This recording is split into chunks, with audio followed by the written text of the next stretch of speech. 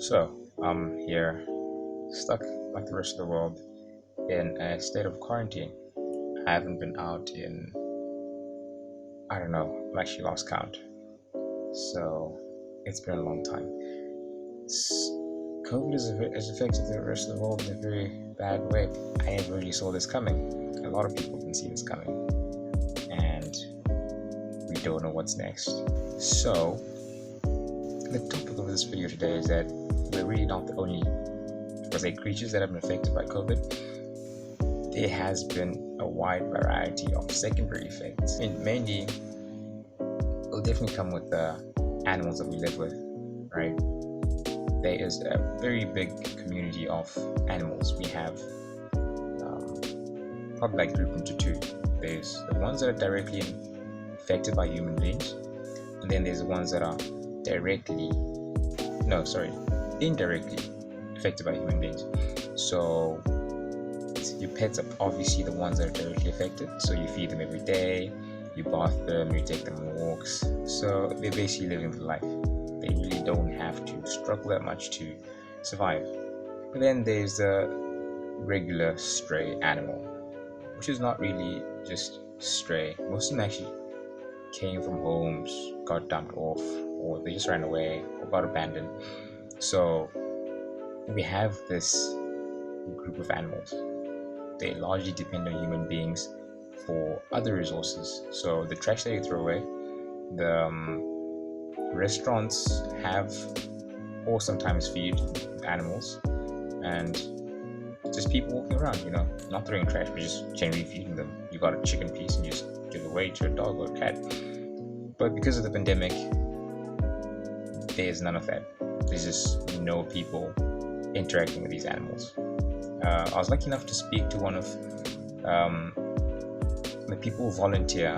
I actually have an organization. I left a lot of links in the description of these organizations. So I've actually got an interview of one of the people who really helps and is actively participating and volunteering to help these animals. So basically during MCO we found there is a problem that a lot of strays actually don't have anyone to feed, because normally we have like those people that go to work or maybe working in a restaurant, they actually feed the strays, the dogs and the cats. So during MCO we found out that most of the strays are starving. We even found a cat actually lying down next on the streets, actually died because of hunger.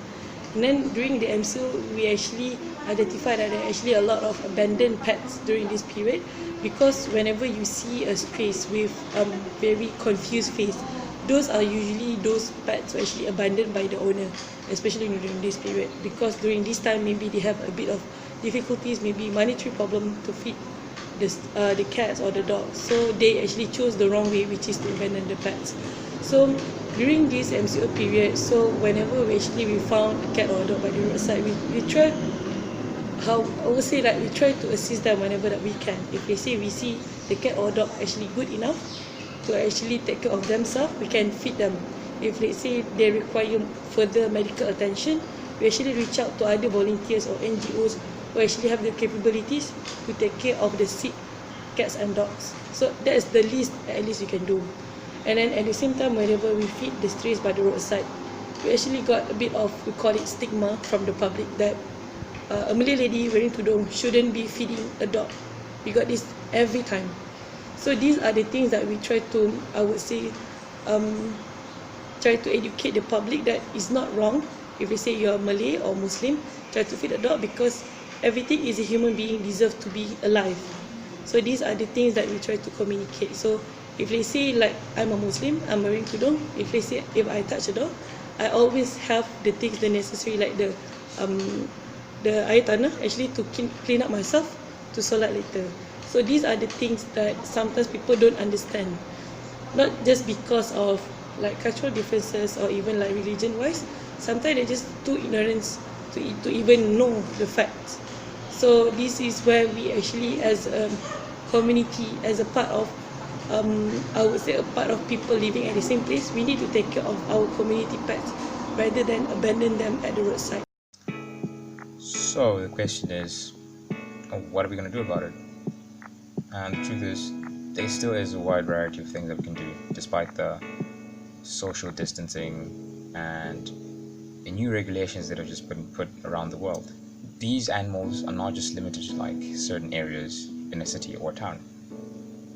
And lots of them, I mean, the campus that I stay on, there are a lot of these animals, and seeing how they have not had any human interaction for the past maybe month or two, you get to ask yourself the question, have they really been fed? How have they been eating? And I know a lot of these animals have kittens or puppies, depending on them, right? So what's happening? A lot of the animals have just become desperate. Like the lady did mention, you just see some animals just dying off, and that's just really sad. So what I tried doing was trying to feed these animals, but obviously I can't walk around feeding them. So what I did was just build a couple feeders. I only built cat feeders because most of the animals where I stay are cats. I've rarely ever seen a dog. So this is like a small montage of me trying to build. I mean, I'm an engineer, not a carpenter, but somewhat kind of worked out.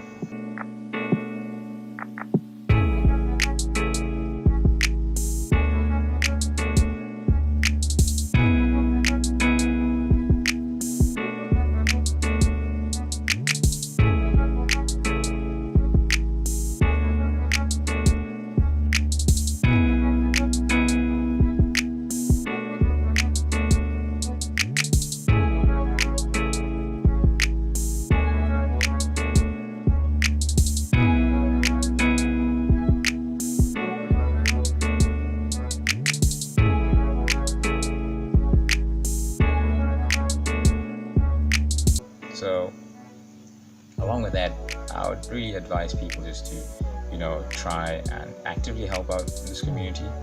It's not just a thing of just let the stray survive on their own, but try actively helping them maybe just like once a day. And this doesn't only come in forms of like buying food for them or feeding them. You could donate to organizations that actually do this. You could volunteer in some of these organizations. So take a look at some of the links in the description. Very educational, if I could say. Pretty nice stuff. Some of the stories are really sad, but really do take a look, and I hope we all get out of this quarantine, this pandemic period safe.